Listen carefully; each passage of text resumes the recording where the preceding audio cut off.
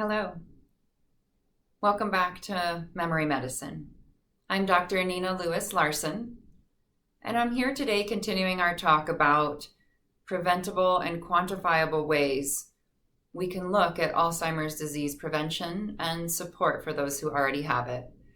Today I want to talk about lab tests. There are many ways we can look inside ourselves, so to speak. We can look at our biochemistry, our nutrient levels, toxin levels, and try to assess whether or not each of those levels is optimal or potentially a concern for a contributory factor. There's many general panels that you can look at, likely covered by healthcare. These would be things like Hemoglobin A1c, which is your average blood sugar over 3 months. You can do a fasting blood sugar to see what that sugar was that day, which would indicate how you did the day before in your eating. You can look at fasting insulin, also would indicate if your body is producing enough or too much insulin in response to the food you are eating. We especially want to pay attention to inflammatory markers. Those are things like hsCRP, ferritin, and homocysteine. These markers, again, can be ordered through a family doctor typically or are available through specialized panels. We also want to look at nutrient levels, although this is a bit harder to do. Many of the vitamins and nutrients are very, very hard to test in blood or serum. So there's only a few that we can really get a good handle on in a conventional panel. One of those that I believe everyone should test is vitamin D. Vitamin D is a major player in bone health and immune system health, but also is involved in the inflammatory pathways. We also want to look at things like vitamin B12. This vitamin can often be low in seniors, especially if you're taking medications like proton pump inhibitors or metformin. When vitamin B12 is low, many people feel fatigued, brain fog, have memory lapses. So sometimes just getting those nutrient levels up can improve our cognitive function.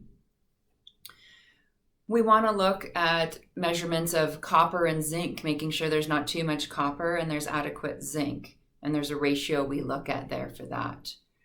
We want to look at electrolytes and white and red blood cells in the form of CBCs and metabolic panels so we can make sure everything is balanced there.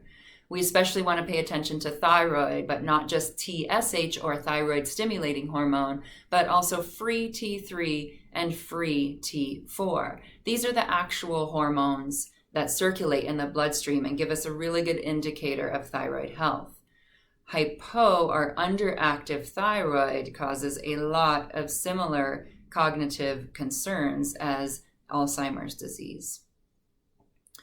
We also want to assess hormone levels, female hormone levels, male hormone levels. I can't tell you how many times now I've seen young men in their 30s and 40s have low levels of testosterone.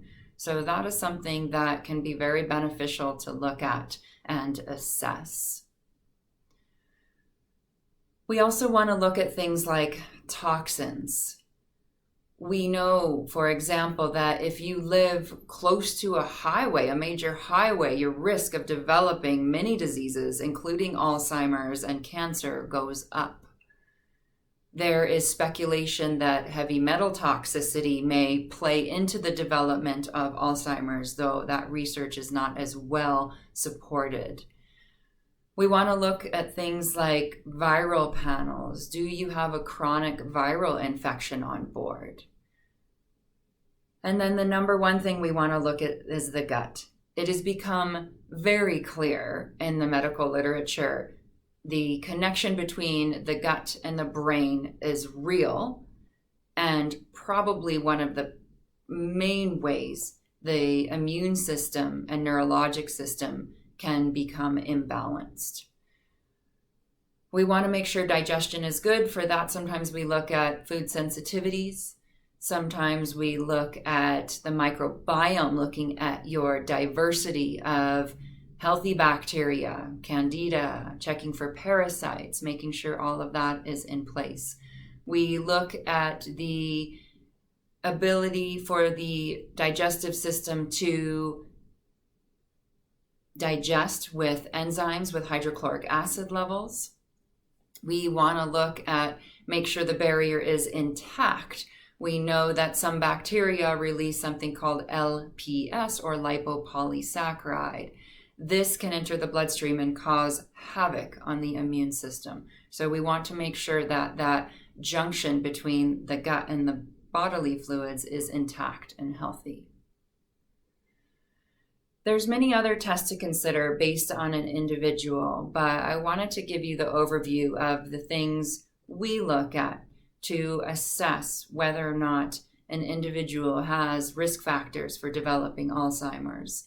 And we also look at, for those individuals already experiencing memory concerns, to see if anything we can do to support those specific imbalances can help support an individual.